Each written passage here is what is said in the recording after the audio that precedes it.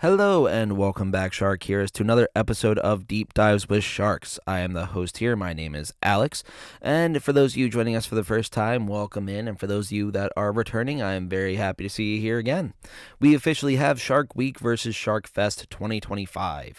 It took over 2 months to get here, but we got it done. As those of you that have been following along know, there were a lot of life events going on between finishing school, working jobs, internships, the whole 9 yards, but we finally got enough free time for me to go back and actually watch these on Discovery Plus and also on Nat Geo Plus over on Disney Plus. There's a lot of pluses going on these days. But for those of you who do not know how this works, who haven't listened to last year's, I watched some shows from both Discovery Shark Week and National Geographic's Shark Fest, and we'll discuss my thoughts on them, how I feel they portrayed sharks, and their message towards the overarching goal of conservation. Now, this year is going to be a little bit different, as I've also been asked to talk about my experience at SharkCon, so that'll be coming at the end. So that way, if you want to hear that, you've got the option, and if not, then you get the important information first, right? It works out. Now, there are a couple things going on in the background when it comes to the podcast, so keep an eye out on the social media, more specifically over on Instagram at Deep Dives with Sharks, so that way you can participate in polls when I throw them up eventually. There's things we're considering working on, and we're going to see if they fit in now or if we're going to hold off for now and work on it later. But we also have a Twitter at Deep Dive Sharks. I don't update that one as much. I need to be better about that, and I'm going to try to do that. But without further ado, we are going to officially get into Shark Week versus Shark Fest 2025. Now, both events were created to initially spread awareness of sharks, their importance to the environment, the grace and beauty, and the power and prowess that they have, and the respect that they deserve. Over the years, they have changed their delivery of information, as they are part of television networks, and they need to be entertaining to retain viewership, and that can cause messages to be blurred at times. If these programs do not have a proper entertainment factor, they will not retain viewers, and that will cost their channels a lot of money, and therefore they will be canceled. Now, I am the type of person who could watch documentaries on sharks all day, every day for 12 hours through the month of July and still want more when August rolls around. And for some people, that just simply won't do. They need a little bit more violence, more bites, more fear, more chutzpah. They need a little something extra. But each special is going to do it differently, and that can even be among the same events. It can be something simple as having a shark expert explain what they're doing, and that'll get me really excited, or including a celebrity. Or they can also take that celebrity and put them 5 inches away from the shark and have the shark bite something and have the celebrity lose their mind, making you think they just got bit, kind of like how Shark Week did when they had Mike Tyson who punched at a shark and then they cut to commercial. It's got to be something to hook you. But different things can hook you in different ways. For example, whenever I watch Blue Planet or anything narrated by Sir David Attenborough, his voice does it. I'm simply hooked by his voice. He has that special way of gripping the viewer by using the cadence of his voice. He doesn't speak monotone and boring, but stresses certain words that they grip you. So, for example, he could be talking about something like a coral, and he'll sit there and go, "Here we have the amazing sponge coral.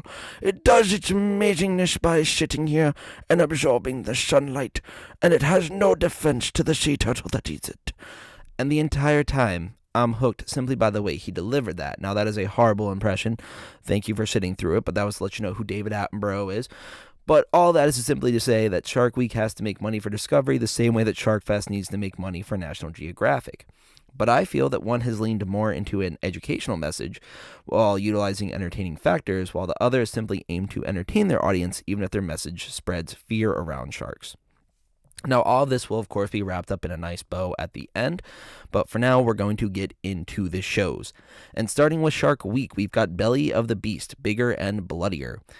So the premise of this is the same that they did kind of last year. They had a Belly of the Beast event where they debuted a whale carcass sub that would allow researchers to mimic a dead whale that would be an easy meal for sharks, thus getting amazing shots of sharks eating. That is a lot of SH sounds. Shots of sharks eating or grabbing and tearing into a whale. Now, they named the whale Earl, which is kind of neat, but this year their goal was to find the queen boss. They had a lot of terminology like this, which I felt was trying to reach to the younger generation with Skibbity Riz, or as the older generation calls it, brain rot. So, that kind of thing. But they've used similar phrases in the past, so this is not new for them. But they've called them Big Mama, Monster Mama, Queen Shark, etc. So it was kind of like going for the more, I guess, youthful terminology there.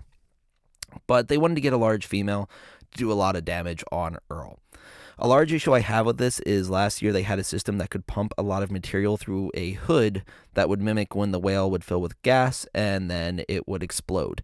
I did not see that in this year's rendition, but its fins were ripped off rather easily once again and then spit out because, of course, they're not blubber. I forget what material, but they're made of something different. And it always puts me on edge because the sharks are strong. They just kind of rip it apart really easily. And I don't think it's made very flimsy, but I still feel that the divers occupying the stomach area are one stomach blubber bite away from being in serious trouble. And thankfully that hasn't happened that I know of. Now, next year, if they bring Earl back and you see a shot where a shark bites the stomach, I want credit. That's all I'm saying. It's fine. They listen. That's what I want to know. But I didn't feel like it got a whole message or goal out of this program. Just kind of felt like, hey, we're going to take a big shark and it's going to bite a fake whale and we're going to make some money. So that was neat. But going into Sharktopia by Shark Week, I picked the last program because it mentioned bloodier, so I assumed it would be a bunch of bleeding and blood, and it really wasn't. So kind of misleading there, but this one I chose because it sounded fun, Sharktopia, woohoo! And I was right, because whenever I see a program that's got the dread man himself, Kina Scully, it's a good time. Now, Kina seems like a mega sweetheart who simply loves sharks, and I want him to be my friend. So, Kina, if you were listening, please let me know. I'd be very happy to interact with you. But anyway, they're trying to look for zebra sharks, or leopard sharks as they're known down under. Sorry for the impressions. I don't have my Adderall currently. I picked it up today, though. Exciting. But unless you want more accents, let me know in the comments. I can do a better Australian eventually. It'll come out probably one day. But this program was very neat as it showed many cool sharks, like the epaulette shark, the zebra shark, the wobbegong, and a lot of whale sharks, too. Except all sharks are cool. So, if just because you see a shark and you think it's odd, it's cool. Don't worry. But it showed a lot of diving scenes and showed the different cool things that sharks can do, like how the epaulette shark can walk, or the wobbegong is a stealth ambush predator, and how whale sharks will inhale fish nets to get some food. But on that note, I need to have a quick chat with the people who live around the Halmahera Sea, as their name for whale sharks, according to the program, translates to stupid shark. And I just want that to hang there for a minute. Because why must you hurt me in these ways? I did find it really wild because I guess if a great white looked at a whale shark and had a conversation like, dang, you have to be eating so many huge fish to get that big, and the whale shark is like, nah, microorganisms, the great white would definitely think that's a rather stupid way to do that. But that's another little tangent. The whole point of the program was to see if it would be viable to release a baby zebra shark or leopard shark into the area that they were looking at, and if it could survive. Towards the end of the program, we do get an adorable shot of a zebra shark pup eating a little shrimp, and it made me want a zebra shark pup because it's so tiny and adorable, and I want to pet it. It looked very pettable, but it will bite me, and I cannot properly care for it, so I will have to love them from afar. But I thought that one was pretty neat. I liked that one a lot.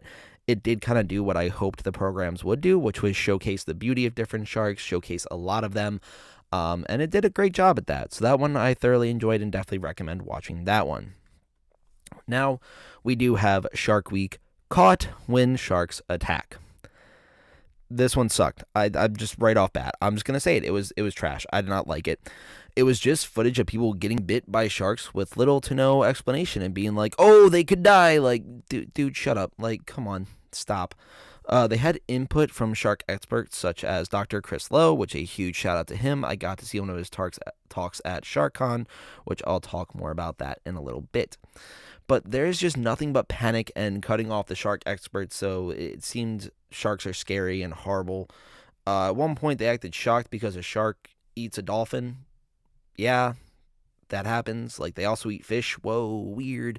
I was so mad watching this. Like, the notes on this are quite literally just me roasting this program, and this is the toned-down version of it.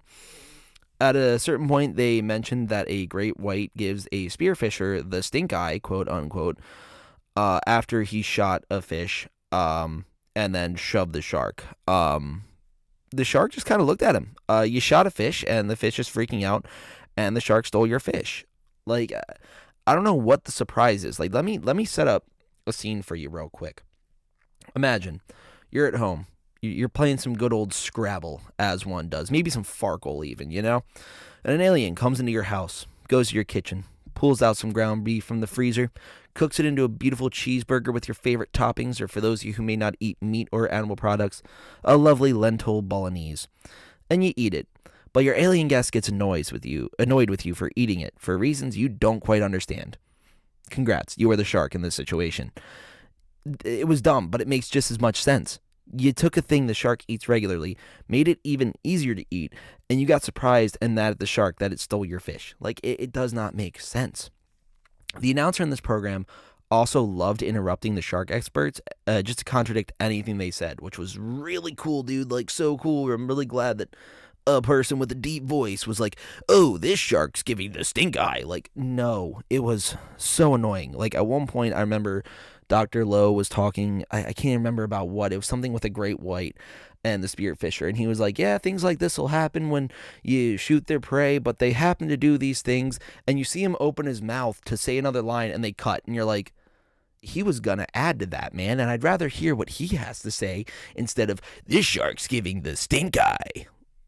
Cool. Like that. Oh my God. It was so dumb and stupid and dumb. I give that one a 0 out of 10. Like any episode like that where it is simply just, hey, look, this shark's biting a person. Hey, look, this shark's biting a person. Look at this shark bite, but we're going to blur it. Like, it's dumb. No, like, don't do that. When you're trying to spread conservation and your whole message is, look at how horrible and horrifying these can be, and it wasn't even like, hey, here's how to be safe, and here's what measures they're doing to be safe. Like, they showed Dr. Lowe at the end with the Shark Lab looking at different, like, tags, kind of like what he talks about in the upcoming talk that I'm going to let you know more about. There's a lot of talking. But he talked about it at SharkCon, which will make sense in a minute. But anyway, they showed him doing that a little bit, which was cool, but then they don't explain how that data helps to protect people and also helps to protect sharks. Like, it doesn't link the two together. Like, someone like me who's seen both sides of the talk and understand what's happening, I'm like, oh, that's neat. But when you're just watching and you do not know what's going on, it's like, okay, cool, they're putting acoustic tags on to track the sharks. Okay, now what? Like, we just get to know how close they are and they're close to shore. That's terrifying.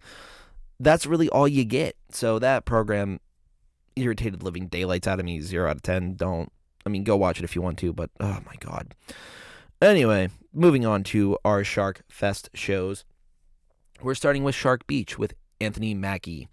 Now, this program followed Captain America himself, Anthony Mackie, as he shows viewers around a 20-year post-Hurricane Katrina New Orleans and how things in the area, including sharks, have changed since then.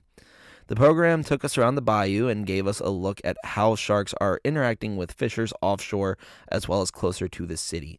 It starts over at Lake Pontchartrain, which is an amazing song by Ludo. This is the most ADHD episode I have put out. I'm really sorry. Anthony was with experts the entire time, but was able to help tag baby bull sharks and utilize the lake as an estuary that provides a good food source and protection for those baby sharks. He was also shocked to find out that the lake he played in as a child would be able to sustain 3-foot and larger bull sharks. They also look at how fishers in the Gulf are encountering sharks around oil rigs as they've become a hotspot for sharks to steal their fish. Now, this is where we get to see Dr. Yanni Papastamatuo. His name's really hard to say. In action, as he is on board the boat at this time. Now, they do hook a few fish that are almost immediately taken off the line by sharks, as they were really fast to get there. It really showed the power and hunting prowess of the sharks in the area, as well as the dangers that they can present when hunting in these high-density areas. They're also able to catch and tag a tiger shark, I believe, later in the episode, and they show how safety becomes first, especially with students and celebrities. So Dr. Yanni gives the pep talk / safety speech, giving reminders that they're essentially fishing by hand, so he is using a hand line there to stay clear of the line, keep your hands away from its mouth, etc. Like, this is a shark. It's not just here to play. It's here to be a shark, so you got to be careful there. But it's very cool to see overall how even in these situations where you've got the celebrity, you're still getting that kind of like, hey, like, safety first. We can't have Captain America showing up to the next Winter Soldier event missing an arm, which is an old reference. Winter Soldier came out forever ago. But they also looked at how the destruction of the wetlands around New Orleans has deteriorated the last line of defense against hurricanes, leaving the city vulnerable. And it was an incredible watch. I highly recommend it if you have Disney Plus, Hulu, or any other way to watch Nat Geo on demand.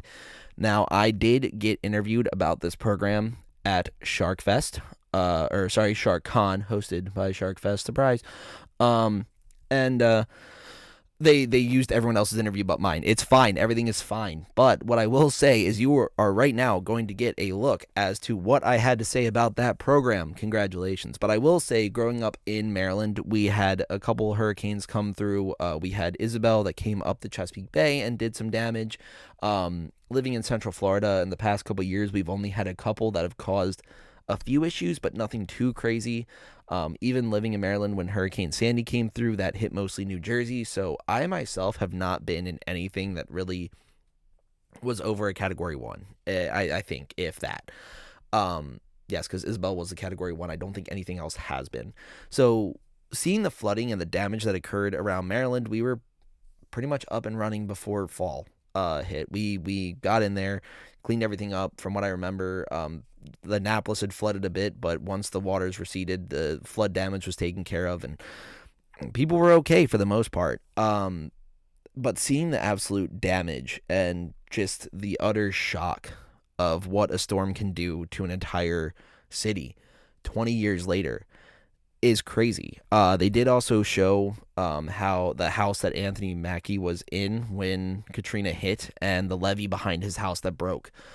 So he was very much affected by this, and it's really crazy to see him return to that area and see how it still isn't really recovered. Like that levee that broke behind his house, it seems like that house and the neighbors' houses aren't being used.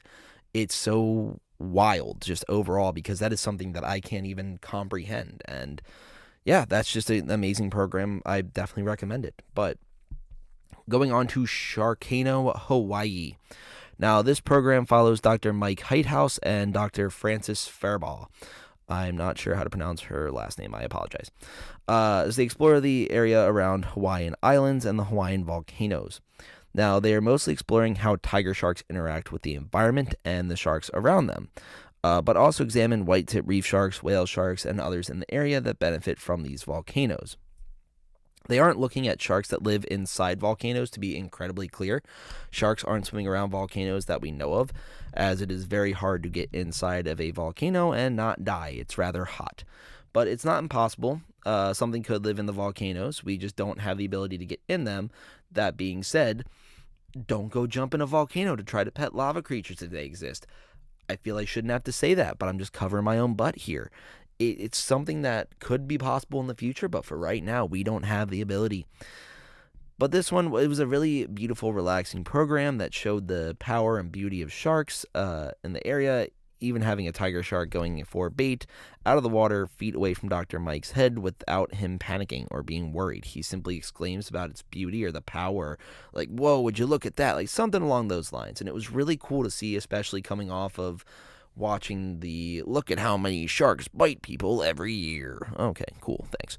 But they did also utilize the help of local dive guides to help respect the sharks and the wildlife in the area without causing a disturbance or a stir with the sharks. They don't want to put them in a frenzy, especially when you're diving there. Now, IMDb gave this a 5.5 out of 10, and I disagree. I think it was even better. I gave it at least an 8, if not more. It was very beautiful, very relaxing. I definitely recommend checking it out. I thought it was a good time, but overall, both events spread messages about sharks, whether it be through fear, entertainment, education, spectacle, and many other ways. Now, as mentioned in the Jaws episode, fear can still drive shark education, but people who do not know a lot about sharks may be slightly afraid of them, and when you incorporate fear into a program, that gets them talking about it a little bit more, and then they may end up talking to their friends, going to an aquarium, something like that, and mentioning what they saw. Now, this can help to spread that message of fear a little bit, but it also can help to cut down on that fear and have that be corrected, because if you're in an aquarium and you're like, oh, hey, I saw that on Shark Week, sharks are hunting cruise ships. No, not quite. Cruise ships were disposing of their food improperly, and they were throwing it overboard, which then brought sharks towards the ship. So now it's a practice that has stopped. Oh, that's good to know. Now I'm calmer. So it's a whole thing where it helps, even though it's not necessarily the best message to be sending. I feel that Nat Geo has gone for the educational route. I find their programs are exciting through showing what sharks are capable of without showing them biting or threatening people constantly. Shark Week has gone with the more entertaining route by having celebrities such as Michael Phelps racing a CGI shark, which was dumb. Especially as a person who loved Michael Phelps growing up and also living in Baltimore, which is where he is from. The idea of him racing a shark was insanely cool to little Alex, and I wanted to see how they do it safely. And then they didn't really do it. They kind of just had a shark casually swim and then sprint at the end. I could get into a whole rant about that. We're not going to do it.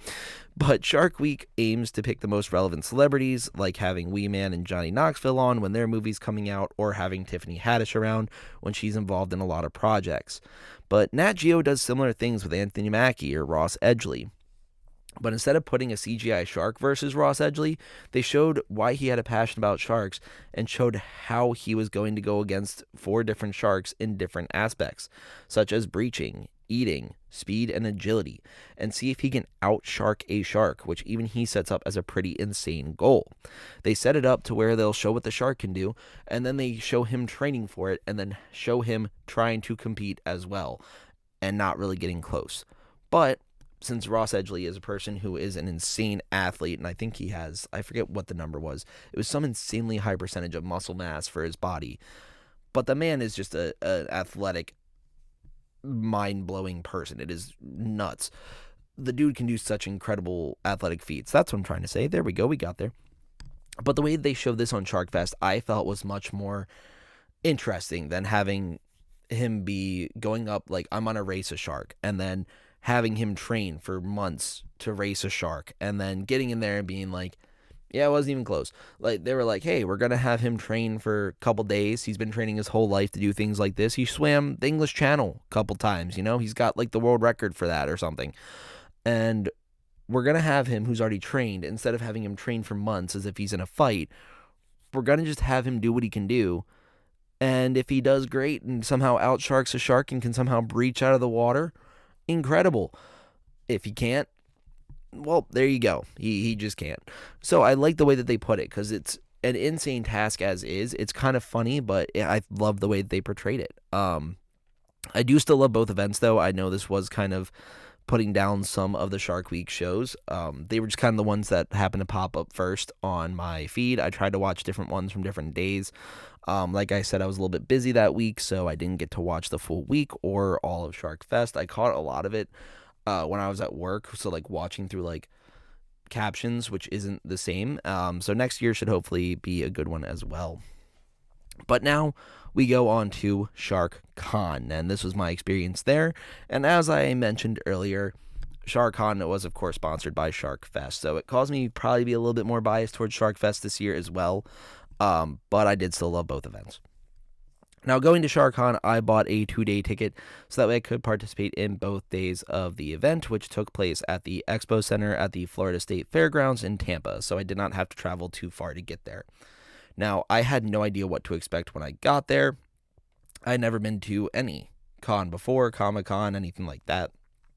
And I didn't realize it was happening until one of my friends sent me a Facebook invite, and I realized I had to go. Now, my uncle's also rather into sharks, and thankfully I got to meet up with him when I got there. So there were so many vendors. We got to walk around, shark experts. It was just so incredible to see. It was a wonderful time. I'm almost overwhelmed now just thinking about it. But to start out, we had a little walk around to the vendors to meet with one of my uncle's old friends who's been a marine biologist in Tampa for most of her life. And she was actually really nice enough to give me a collection of shark teeth she had found out of the hundreds she had found throughout her time as a marine biologist. Now, unfortunately, at this point, my uncle did have to leave, but I decided I'd hang out for a while, see some of the talks, and see what else I could find. Did a couple nervous laps around the convention because I was really overwhelmed. You walked in and saw a giant megalodon. There were vendors everywhere. There were people in inflatable shark costumes. There was a lot going on, so not knowing to expect all of that or really expect anything at all, I was shocked, to say the least. It was amazing, but also I was I was anxious this weekend. I'm not quite sure why, but I started listening to Dr. Mike Heithaus talk about the ecology rule of sharks and how they affect the ecosystem around them, which was incredible. They talked about how usually when you see a reef, you can see the safety area where you can see some grasses outside that the fish don't tend to go past because that's where sharks tend to hang out, and they'll eat the grasses up over here. But once they get too far out, that's when the sharks tend to get them. So it was really neat to kind of talk about that. Then Dr. Yanni Papastamatiu was after a screening of Shark Beach, and he was discussing his experience tagging sharks with Anthony Mackie, and it was another phenomenal speech. He did mention that safety aspect because, of course, he said he's not allowed to send Captain America back to the next screening missing fingers. That's just not okay. And right after, there was a breakout session for 25 people with Dr. Mike and Dr. Yanni, which I was lucky enough to sit in on and participate in, which I did unfortunately miss a speech about the cocaine sharks, which I was really curious about. But I figured like having an experience to actually talk to shark experts rather than just sit in was going to be a lot cooler. And in this speech, it was like breakout room. It was really neat because they started early and finished a little bit late. I will say that I felt a little like it was incredible. I love the whole thing. But sitting and hearing other people's questions, I was almost outsmarted by people in the room, which, of course, as I mentioned before, I myself am not a shark expert in the sense where I have a degree in shark sciences or I have a job in the shark world. I just have a shark podcast. So listening to people who are talking about their research projects that they want to do or the different things that they want to study or similar things of that, it's incredible because it's something that I could appreciate but not exactly live up to. Now, I did get to ask a question about a podcast I was listening to called Sharkpedia, which I definitely recommend, where they had a whale shark. One of the scientists they had on had a whale shark in their study that kind of kept messing with the researchers. He was a little bit too friendly, as they put it. And I asked them if they had any experiences in that realm, and they were both very nice. And I mentioned that they wouldn't say friendly, but they will say that they kind of stress the importance of having a large sample size, especially when you do have sharks of that nature and working with sharks, so that way they will not skew your data if they decide to suddenly get a little bit too inquisitive about the researchers, which I thought was incredible. You could definitely feel the passion and love for sharks all around the room. It was just incredible. It also was freezing. I was really jealous of the girl that was sitting next to me because she remembered a jacket, and I was in a Hawaiian shirt and shorts and dying for a jacket or a blanket or a bonfire or anything. So I remembered to bring one on day 2. But it was an incredible time. Dr. Yanni and Dr. Mike also were kind enough to take a selfie with me, and also they busted out the gelatin lollipops that they use to measure shark bites and see shark bite patterns, which, of course, if you watched any of Shark Week or Shark Fest this year, they did bust them out on both programs, which was neat. Now, when the session was over, I went around and shopped a little bit around the vendors, which I do want to give a quick shout out to Peppermint Narwhal and Sea Monkey Apparel, as they were two of the nicest vendors I got to speak to there. Now, that is just who I got to speak to. I'm not saying that the rest of the vendors were mean. No one was mean or rude or anything like that. Clearwater Marine Aquarium was also incredibly nice, talking about their new manatee exhibit, which was very cool to hear about. So all the vendors were incredible. They did take a good bit of my money. The prices weren't insane. It's just I wanted to buy stuff for everyone that I knew, so I kept getting things for people. So it's definitely great. Feel free to check them all out. Also follow SharkCon. They have all their vendors still up and everything like that, and they're also already selling tickets for next year, so that's fun too. But starting in day 2, I decided to hit the ground running, getting a little bit of the feel of the place. I participated in the raffle that was going on, trying to win a couple things for friends and myself, and only kind of spent around $10 on it, which was rather good. But I listened to a few more talks by Dr. Chris Lowe and Jackson Hooten and got to see the Jaws panel, which was really neat, although I would have liked to ask a few more shark-related questions rather than film questions, but there were so many people sitting there for that panel that there was standing room only at that point, and I did not want to take away from the people that were diehard Jaws fans. I really wanted to ask if they had shark knowledge prior, but, a lot of people had really good film questions, and as someone that also loves movies, I thought it was really neat to listen to as well.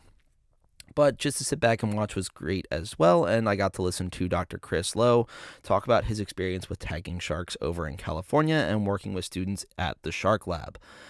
They had been able to tag many juveniles and position the receivers just offshore, create a grid so that they could see movement of these sharks as well as water temperature and depth that would almost give pinpoint data and also would be able to provide potential explanations as to why the sharks are moving in these ways. So, for example, one shark did not like the water temperature when it got too warm and went down south to then go up into the Baja California Peninsula, which was rather neat. But I do want to give another massive shout out to Jackson Hooten. He gave the last talk at SharkCon, but it was probably my favorite. He connected sci-fi references to white sharks as it was White Shark Sunday. And I thought all the talks were great, but this one really resonated with the nerd side of my brain as I am a fan of Star Wars, Lord of the Rings, Solar Opposites, all the stuff like that. One of my favorite things to do is when the topic is about to change in a conversation and I'll randomly just chime in and go, I don't mean to get political, but the Galactic Republic was corrupt. They let a trade federation be part of their Senate and ignored an attack on Naboo. But why do I do this? I don't know. It's not even funny, but that's just showbiz, baby. It's what we gotta do. But anyway, back on track, Jackson connected with the audience of nerds, as we proclaimed ourselves to be, in a way that other speakers had not. And if you're listening, Jackson, please at least come to SharkCon again next year, because I would love to pick your brain about all the sharky things. But SharkCon was a great way to talk to shark experts, meet local vendors, and just feel completely immersed in sharky awesomeness. You walked in and saw a giant inflatable megalodon as mentioned. The staff was incredibly helpful and nice. And I also won a Shark Lab hoodie and hat, which I am still wearing to this day. I need to put that on again because it's getting a little bit chilly. But they're also selling Jaws-themed pinball machines. I did not have $6,000 to drop on one of those, unfortunately. And also, my apartment is not large enough to house a pinball machine at this time, at least. Maybe we'll do something to change that in the future. We'll find out no time soon. But they did have them set up and allowed anyone to play them, and I may or may not have been the coolest guy in the room to one kid watching as I got my third multi-ball in a row and set a high score. Not trying to brag, but the song Pinball Wizard was clearly written about me 28 years before I was born. It's fine. They could foretell my coming. But I plan on attending next year, and hopefully we'll be able to, and hopefully I'll be able to see some of the Sharkeers there if you all are there as well. I would also like to see if they can book a speaker on simply getting into the world of shark sciences from a non-traditional way, as someone like myself who does not have a degree in sharks doesn't really know how else to get into them other than just talking about them in a podcast, which is neat. But I will say, if you do make it out to the con next year and it's at the Expo Center once again, bring a hoodie. It's in Florida in the middle of July, but that AC works incredibly well. It is nuts. But that is what I have for SharkCon, SharkFest, and Shark Week of 2025, or 2024. I don't know why I kept saying 2025. What year is it? Oh my goodness. Anyway, 2024. I completely skipped the whole year, and it took me till this point to realize I don't know what year we're in. 2024. That's great. But anyway, hopefully we'll be there at 2025. I just realized it's because I've been reading the SharkCon post, and they told me that it is the SharkCon 25 tickets are selling already. Oh boy. Anyway, this was 24. You'll hear me mention 25 a whole bunch, and then I'll have to address that next year as well. But thank you all for listening. Appreciate you all being here. Please share with a friend if you'd like to. Someone that'll enjoy it, hopefully. Someone who might not as well. Send it their way too. Why not? But thank you all for being here. I appreciate you all so much, and I look forward to talking to you in the next one.